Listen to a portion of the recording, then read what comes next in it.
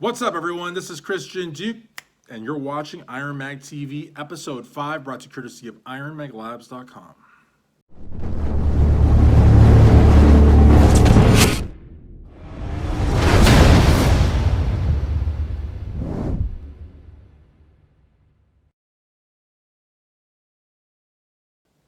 And we're back, guys. Christian Duke here for IronMag TV, Episode 5, brought to you courtesy of IronMagLabs.com.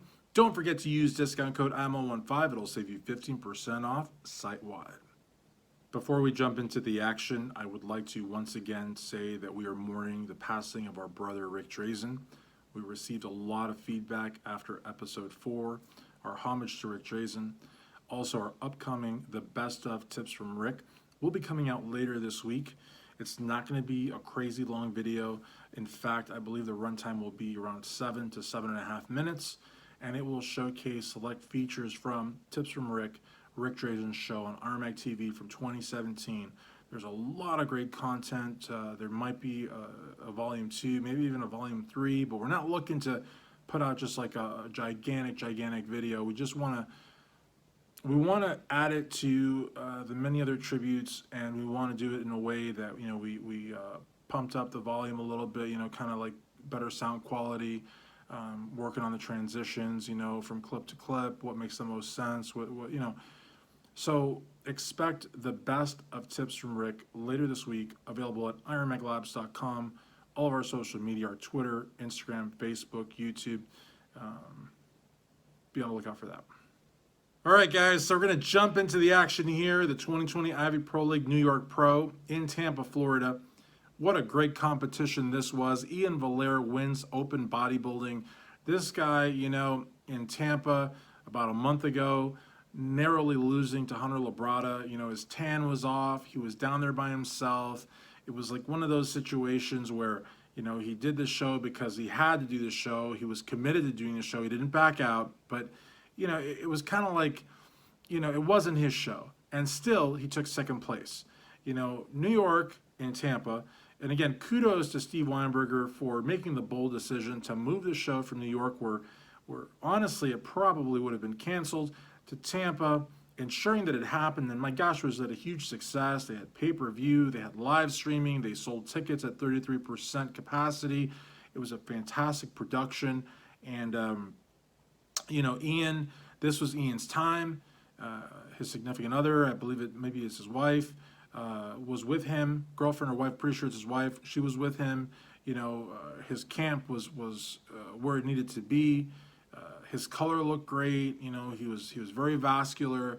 The posing that I saw on the internet showed that he was really in command pretty much for the whole competition. I think John De La Rosa put out some pretty fierce resistance. I mean, this is a veteran bodybuilding competitor, a champion in his own right, a New Yorker at heart, a New Yorker all around, I'm sure a lot of folks back in the Empire State, the Garden State, the Tri-State area probably would have liked seeing John walk away with the win, but like I said, he put up fierce resistance. He looked very, very good.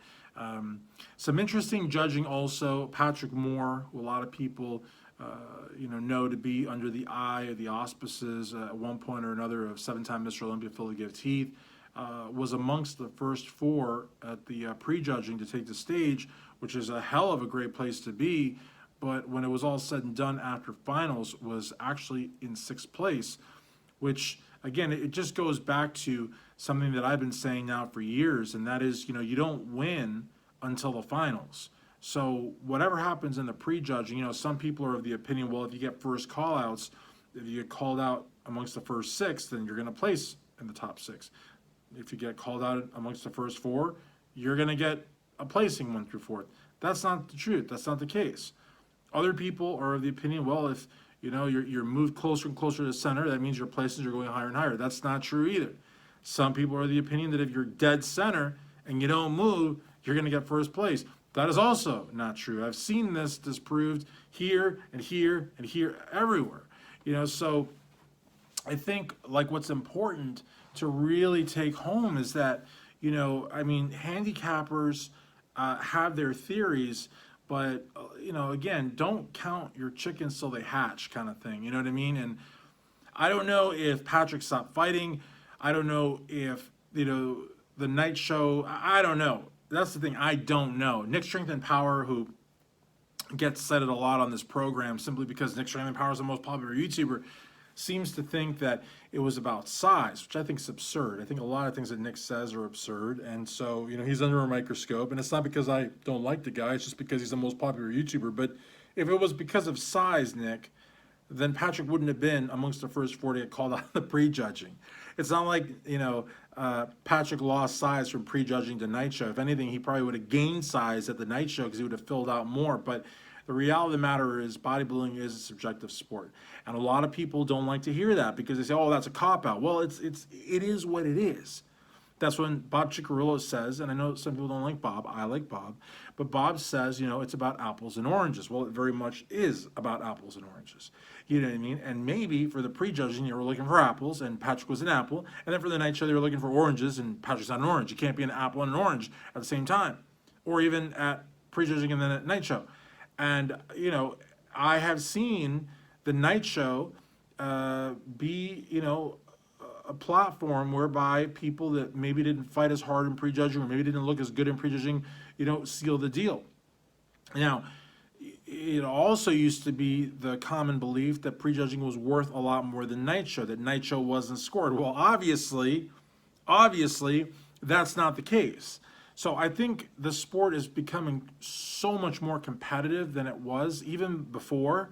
And now, especially with, you know, this pandemic that we've had and the fact that, you know, a lot of bodybuilding shows are giving Olympic qualifications to the top 3, and, you know, there's not as many pro shows as there was just a year ago because of this pandemic, that you really have to fight. And I don't care if you have to fight against an imaginary bodybuilder that in your mind is better than you, because if you're first place, I can see where, you know, your ego and your confidence could actually kind of mess with you a little bit and you stop fighting. I mean, I don't really see, I almost see bodybuilding like NASCAR. You know, if you're in the lead, you don't slow down. If you're in the lead, you keep gunning it until you win. You know what I mean? Because if you slow down even a little bit in NASCAR, you're second and third and fourth and fifth, they're going to take you over. And who knows if you'll ever be able to regain the lead again. And so I think that bodybuilders need to look at, you know, their outing, their whole strategy on stage more so like a NASCAR driver. You know, I see a lot of guys, you know, that win, you know, 1, 2, 3 mandatory poses, and it's almost like you see their head inflating before your very eyes. That really inflated head is a really, really bad thing to have, because I've even seen bodybuilders stop fighting in the prejudging. Because they're convinced that they're leading by so much that there's really no reason. I mean, maybe in their mind, like, once you're first, there's nothing greater than that, so you're good. You're not, you know. So I don't know that that's what happened with Patrick. I just think the judges may have changed their mind, or maybe they saw something. I don't know, but it's interesting because he went from what essentially could have been at worst case scenario 4th place to 6th place. He still gets points for the Olympia. Obviously, he's not Olympia qualified because of a 6th place finish, but, you know, and again, 6th place at the New York Pro is a huge, huge thing, but I'm sure 4th place would have tasted a lot better. Now, I do want to commend Logan Franklin. Looked very, very good. But look, guys, IronMag TV is a bodybuilding show. I'm just being honest, and I just like to cover bodybuilding. So, you know, great job, Logan.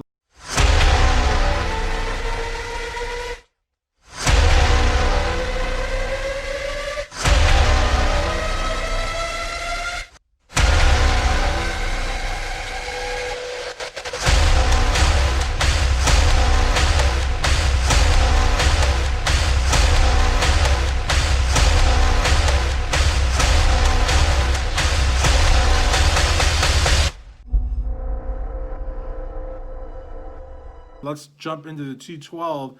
I got to tell you something. Bo Lewis, you know, Tampa looked very, very impressive. You know, standing up there next to George the Bull Peterson, these guys representing rival supplement companies. And the reason I make note of that is because George could not help but recognize how insane Bo looked. And it wasn't just the Bull, but it was like all the 212 competitors in Tampa. They were all pretty much in agreement that Bo was the most improved 212 bodybuilder on that stage. And, you know, placings are so important. And of course, placings will directly qualify you for the Mr. Olympia, but something has to be said about having the respect of your peers. For all the 212 pros on that stage in Tampa for the Tampa Pro to have told Bo, hey man, you're the most improved 212 bodybuilder. You're the hardest working 212 bodybuilder. I mean, that is a level of recognition that I think is parallel to winning a competition. But he comes back to New York in Tampa. Again, once again, kudos to Steve Weinberger for making that bold decision, not only ensuring the New York Pro happening, but making a world-class production. But Bo goes to the New York Pro and he wins the New York Pro. Between that and the accolades he received from his peers in Tampa, I mean, that gives him a ton of momentum going to that 2020 Olympia Showdown, the 212 Olympia Showdown, which is going to be an all-out battle, guys. I mean, you got Georgia Bull Peterson, you got Keon Pearson, who will probably be in that 212 Olympia Showdown. You got guys like, Charles the Tank Dixon, who's won the Arnold Classic, Kamal El Gargani, the Lion of Libya, your defending 2019 212 Olympia Showdown champion. Guys like Sean Clarita, the Giant Killer, who was basically in the shadows of Derek Lunsford in 2019, and I don't even know if deservingly so. And he's pretty pissed. I mean, he's very level-headed, and he's low-key, and he does all his work in the gym and on the stage. But Sean's coming there to win. He ain't coming there for third place, and he doesn't want second either. He's going there for the gold. Then you got guys like Guy Cisternino, who just inked with a new supplement giant, and he's looking to go do something there. I don't know if he's committed to the Olympia yet, but knowing him and the fact he took a win last year, I couldn't imagine him not doing the Olympia. Then you got guys like John Jewett, totally under the radar guys like that are very hungry and very dangerous, can pose like it's nobody's business. And again, I will reiterate my point. They're veterans of the stage. When you're talking about veterans of the stage and you couple that experience with hunger and maybe a little bit of being overlooked, maybe with a little bit of being ignored by the media, you have a recipe for a badass bodybuilder. So usual suspects that could win the competition like that. You know what I mean? I mean, it really is pretty crazy when you think about how much competition, quality competition, dangerous competition will be at the 212 Olympia Showdown. It's definitely going to sell tickets. People will be at the edge of their seats, if not standing altogether.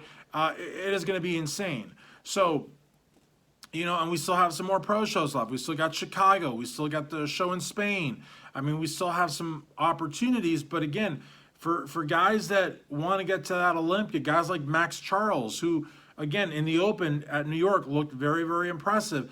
You got to start wondering, guys like Max Charles, guys like Patrick Moore, will they be at the 2020 Olympia?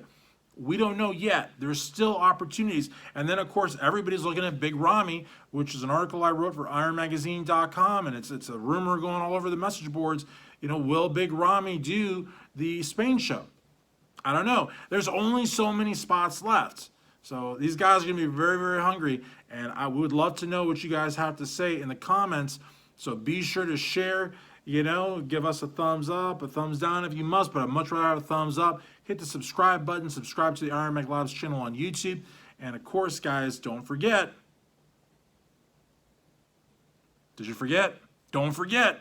Use IML15 at IronMagLabs.com and save 15% off on the 7 Keto, on the Extreme Maximum Pump, on the Protein RX. All of it, 15% off.